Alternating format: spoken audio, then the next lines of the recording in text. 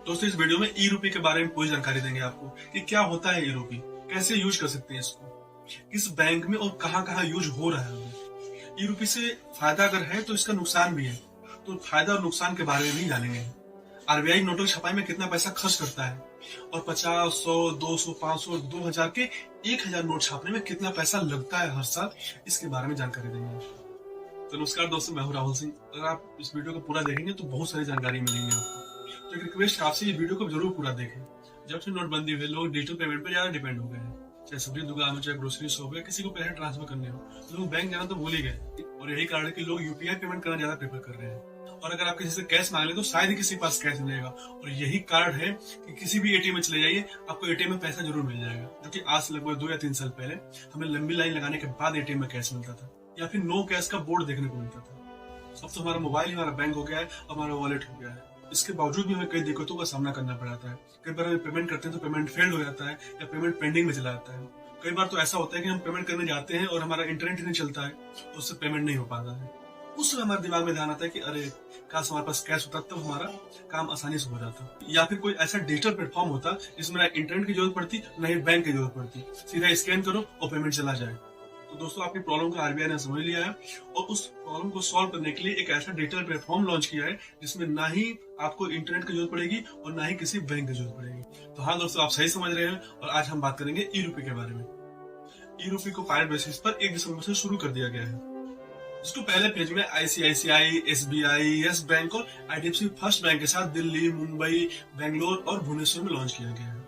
इसके बाद दूसरे फेज में भी 4 बैंक को जोड़ा जाएगा, जैसे bank of Baroda, union bank of India, HDFC और कोटक महिंद्रा के साथ अहमदाबाद, गुवाहाटी, हैदराबाद, इंदौर, कोच्चि, लखनऊ, पटना और शिमला में लॉन्च किया जाएगा। हालांकि यह भी सीमित ग्राहकों और कुछ दुकानदारों के लिए सुविधा उपलब्ध कराई गई है, लेकिन कुछ दिन में ये पूरे देश में लॉन्च कर दी जाएगी। इसका लेन देन वॉलेट टू वॉलेट होगा, इसलिए ये डिजिटल वॉलेट में रखा जाएगा और जिसको प्रोवाइड कराएगी आरबीआई, जो बैंक के बिचौलिए की तरह काम करेगी। कुछ वर्षों से प्राइवेट और गवर्नमेंट जो सेक्टर है उसको भी डिजिटलाइज कर दिया गया है। इंडियन गवर्नमेंट ने किसानों के लिए एक स्कीम लॉन्च की थी जिसका नाम था किसान सम्मान निधि, जिसका पेमेंट होता है वो डिजिटल होता है। भारत सरकार किसानों के खाते में डायरेक्ट पैसे भेज देती है। ये एक डिजिटलाइजेशन का बहुत बड़ा उदाहरण है। इसके साथ ही ई लर्निंग, ई सुविधा, ई याचिका, ई अदालत, ई हॉस्पिटल और ई बैंकिंग भी है, जो ई गवर्नेंस का ताकत को बढ़ा रही है। और इसी कड़ी में ई रूपी का जुड़ना और भी अच्छी बात है। इसके पहले 1 नवंबर 2022 को ई रूपी लॉन्च किया गया था, जो कि केवल होलसेल सेगमेंट के लिए था। लेकिन 1 दिसंबर 2022 से ये आम आदमी के लिए भी शुरू कर दिया गया। यह करेंसी ही है जिसे हम छू नहीं सकते, लेकिन यह एक रूपी की तरह ही होगा। अब बात कर लेते हैं डिजिटल करेंसी के बारे में। डिजिटल करेंसी 2 तरह का होता है, एक तो सीबीडीसी होलसेल और सीबीडीसी रिटेल। सीबीडीसी मतलब central bank digital currency. CBDC wholesale को 1 नवंबर 2022 को बड़े संस्थानों के लिए लॉन्च किया गया था, इसमें बैंक और नॉन बैंकिंग फाइनेंस कंपनियां जो होती हैं उसको यूज कर सकती थी। सीबीडीसी रिटेल को 1 दिसंबर 2022 को लॉन्च किया, जिसमें आम आदमी रोजमर्रा की जिंदगी में इसका उपयोग कर सकेंगे। अब आपके दिमाग में आ रहा होगा कि ई रूपी का फायदा क्या है, इसे क्यों लॉन्च किया गया, तो उसके बारे में जान लेते हैं। हमारे देश में हो रहे मनी लॉन्ड्रिंग पर शिकंजा कसेगा। कई बार 500, 2000 का नोट किसी को आप देते हैं, वो किसी और को देता है और वो किसी और को देता है, और धीरे धीरे वो नोट पुरानी होने लगती है। कभी ऐसा होता है कि वो फट जाता है, कई बार तो ऐसा होता है कि आपको फेक करेंसी मिल जाती है। तो ई रूपी आने से जो फेक करेंसी है, इस पे थोड़ा सा लगाम लगेगा। अब बात कर लेते हैं नोट प्रिंटिंग के बारे में। भारत में नोटों की छपाई 4 जगह होता है, मध्य प्रदेश के देवास में, महाराष्ट्र के नासिक में, तमिलनाडु के मैसूर में और वेस्ट बंगाल के सबनानी में होता है। तो दोस्तों, आरबीआई के अनुसार हर साल नोटों छपाई में 4000 करोड़ से अधिक का खर्च लग जाता है। 2021-2022 में 4985 करोड़ रुपए का खर्च लगा था। वहीं 2020-2021 में 4012 करोड़ रुपए का खर्च हुआ था। अगर बात करें 19 और 20 की, तो 4378 करोड़ रुपए का खर्च हुआ था। अगर 2016-17 की बात करें तो 7965 करोड़ रुपए का खर्च आया था नोट छपाई में। और ये जो नोट छपाई का पैसा था वो 5 साल में सबसे अधिक लगा था। उसका मेन कारण था नोटबंदी। अब बात करें हम कि नोटों के 1000 छापने में कितना पैसा खर्च होता है। अगर हम बात करें 50 रुपए के नोट छापने में, तो 50 रुपए के 1000 नोट छापने में 1130 रुपए का खर्च आता है। वहीं 100 रुपए के 1000 नोट छापने में जो खर्च आता है वो है 1770 रुपए। और अगर हम बात करें 200 रुपए का 1000 नोट छापने में, तो 2370 रुपए का खर्च आता है। 500 रुपए का 1000 नोट छापने में 2290 रुपए का खर्च आता है। और जो सबसे अधिक खर्च आता है वो 2000 के 1000 नोट छापने में, जिसका कीमत है 3,540 रुपए। अगर हम डिजिटल करेंसी का ज्यादा यूज करेंगे तो जो हमारे नोटों के छाप में जितने पैसे लगते हैं वो पैसे बच जाएंगे।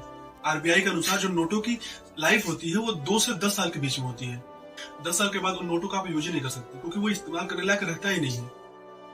अगर डिजिटल करेंसी का यूज करने लगेंगे तो उसकी ड्यूरेबिलिटी जो है वो बहुत अधिक दिन तक रहती है, वो कभी समाप्त नहीं होगा। और जब समाप्त नहीं हुआ तो जो पेपर प्रिंटिंग का जो हर साल का जो खर्च है वो कैसे बच जाएगा। 2018-19 में आरबीआई को खराब नोटों के जगह जो नए नोट छापने पड़े थे उससे जो खर्च आया था वो 1490 करोड़ रुपया था। अगर डिजिटल करेंसी का यूज पूरे देश में होने लगेगा तो आरबीआई बहुत सारा पैसा बचा लेगी। दोस्तों, हर सिक्के के दो पहलू होते हैं। अगर किसी चीज की अच्छाई है तो उसके साथ बुराई भी होगी, और अगर हम अच्छाई की बात कर लेते हैं और बुराई की बात नहीं करते हैं तो ये बहुत ही नाइंसाफी होगा। तो ई रूपी से क्या क्या नुकसान होगा इसके बारे में बता दे रहा हूँ आपको। आरबीआई के अनुसार इस तरह के लेन देन में बहुत ज्यादा प्राइवेसी रहेगी, ये बहुत ज्यादा सिक्योर रहेगा। क्या हमारे देश के लोग इस पर पूरी तरह से भरोसा कर पाएंगे? क्योंकि जिस तरह से बहुत सारी घटनाएं हुई हैं, मुझे नहीं लगता कि इस पर पूरी तरह से भरोसा कर पाएंगे। अगर भरोसा करेंगे तो इस पर बहुत ज्यादा टाइम लगेगा। दूसरी बात यह है कि इस पर कोई इंटरेस्ट नहीं मिलेगा। हमारा पैसा जो बैंक में जमा होता है उस पर एक निर्धारित ब्याज मिलता है, लेकिन आरबीआई ने यह स्पष्ट कर दिया है कि जो डिजिटल करेंसी होगा उस पर कोई भी ब्याज नहीं मिलेगा। अगर डिजिटल करेंसी पे भी ब्याज मिलने लगे तो जो मार्केट है, मार्केट में अस्थिरता आ सकती है। आपके दिमाग में आ रहा होगा कि क्या ये क्रिप्टो करेंसी जैसा होगा? नहीं, बिल्कुल ये क्रिप्टो करेंसी नहीं होगा, क्योंकि ये भारत सरकार जो है, जो आरबीआई है, ये इसको लॉन्च कर रही है। और जो आरबीआई लॉन्च कर रही है वो पूरी तरह से सरकारी होगा। क्योंकि क्रिप्टो करेंसी की बात करें तो भारत में क्रिप्टो करेंसी लीगल नहीं है। क्रिप्टो करेंसी को किसी बैंक में जाके कन्वर्ट नहीं करा सकते, लेकिन जो ई रूपी है आप किसी बैंक में जाके इसको रुपये में कन्वर्ट करा सकते हो और कैश ले सकते हो। ये पूरी तरह से लीगल होगा और कुछ दिन बाद ये पूरे देश में चलने लगेगा।